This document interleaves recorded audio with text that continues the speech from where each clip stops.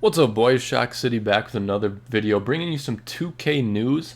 Normally, I don't do this when news comes out, but I decided why not. So, 2K22 info just dropped. They put out a blog post about it, and I am going to just go over it.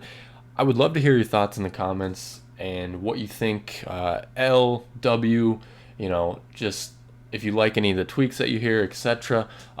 But before we get started, don't forget to like and subscribe. It'll help me out tremendously. As more stuff comes out, I will be bringing it to you. But let's get into it.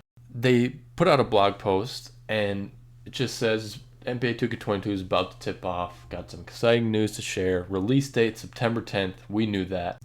And they've already dropped the cover athletes. But it says initial look at some of the features coming, more things in August and September. Nothing new for 2K. That's how they normally do it. Obviously, there's no demo this year. That's a little bit different, but I'll explain maybe why and why it's not that big of a deal. But yeah, in the next weeks to come, they'll be giving us more stuff. But now let's get down into the real exciting stuff. That being new neighborhood, my career, etc. Now, I never played next gen. I had a friend or two who got the new Xbox. I never bought it. Obviously, the reviews aren't great on it. The reviews are not great on the city. It's coming back. For those of you that play next gen, it's coming back. However, it's getting a makeover. Apparently, you will be able to match make from wherever you are. You can still skate around, bike around, but it should be easier to find games. That seems like the only positive. And along with the new city, there'll be new quests to level up, etc. Now let's move on to current gen or regular Xbox One, PS4. All aboard the 2K cruise. So they are the neighborhood or the beach, the 2K beach like it was this year, is now becoming a cruise ship. Which, first thoughts on that? Not bad. It's a nice little change. I know 2K kind of always is underwhelming. It'd be nice, it's going to be a nice thing to add. Seems like it moves around and stops at different locations and docks, which that might be something. So it's kind of like a city in itself, but it's obviously on the sea. So that might be something to look into. A little bit excited about that. Hopefully they bring back similar events or switch up the events for 2 times rep, etc. But that really, in my opinion, that's not too bad. Obviously, I'm not going to get an Xbox Series X. I'm going to stick with my Xbox One and probably just get current gen. So that sounds good to me. But moving on to some on the court gameplay changes. Now, looking at this really quick, they always add new animations, etc. year after year, just enough to make it look like it's a lot of a change. But apparently on the defensive end, they are completely revamping it. So you can be more impactful on the defensive end and really be a lockdown if that is your style. So the shot contest is going to be completely revamped, and blocking system, new defensive tools, play suffocating defense on the perimeter and in the paint playing in the paint has never felt more rewarding, giving elite defenders the ability to change the outcome of the game. That sounds honestly all right, because there's obviously a glitch of some sort offensively pretty much every single year.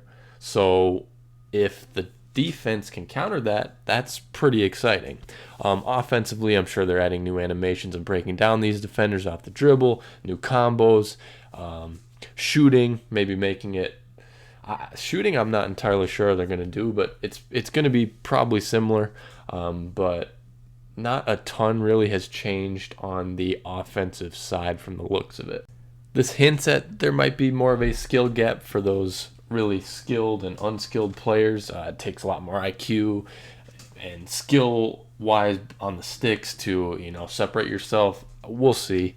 They promised that in 2K21, but then you got the speed boost glitch where bad players can look good just by doing that. So we will have to see. And then there's seasons, not super important, but yeah, moving on to my career. Specifically, from the looks of it, only for PS5 and Xbox Series S. It looks like they're changing up my career a little bit. Hidden talents, You can do side ventures, which sounds pretty cool. You can, get into businesses, invest, or, music, be a mogul, whatever it might be. That sounds pretty cool. No Place Like Home. You can change your home or your my court as it's been, and still being in the city. So that might be something cool to look forward to. New engaging storylines. Honestly, every single year, My Career is a little bit cheesy, but it's a decent story, at least in my opinion. So I'm sure it'll be something similar. Now, if you notice in this blog post, it has nothing on current gen. So what that tells me is that My Career, the My Player build system, is going to be pretty much the same. Now, that doesn't really come as a surprise to me.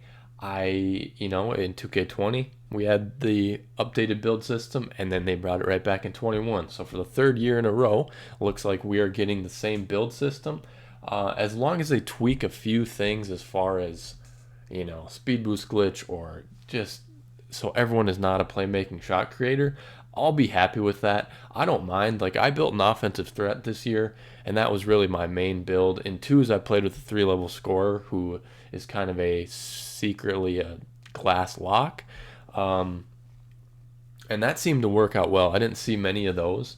I'm usually stray away a little bit from the status quo, not too much, but it seemed to work out. But it's just, you see the same lineups every single time: paint beast, playmaking shot creator, perimeter lock, or some offensive build who can just speed boost the whole time. So I hope they tweak that a little bit, but I'm not super mad that that system's going or not going away. So we'll have to see, but let me know your thoughts on that. That's probably the most important thing that I wanted to hear about. But yeah, let me know your thoughts in the comments. And then last quick thing we'll touch on is my team, which I really don't touch my team too much. Maybe you guys do, so I figured I'd cover it anyway. So you can see that my team evolves as the ultimate experience for building and competing with your dream team on day one. My team will continue to expand as each new season drops. The My Team draft is back. Don't know a ton about that, but you can draft your lineup. Experience the evolution of My Team, new challengers, rewards, and every season fresh and unique. They actually put a lot into My Team. That's mostly where they get a lot of their microtransactions from, so I can see why they do that. But so on and so forth. And then finally, cross-gen progress. This was one thing that they mentioned in the covers of 2K, like when they dropped the covers of it. NBA 2K will offer 2 unique basketball experiences across the 2 console generations. My Team progression and collections will be transferable between consoles, which is pretty cool. But yeah, that'll do it for My Team. Once again, let me know you guys' thoughts in the comments and what you think. And obviously, as things drop, I'll bring you more videos on it. But for now, that is going to do it for me. Like the video and subscribe. I will see you next time.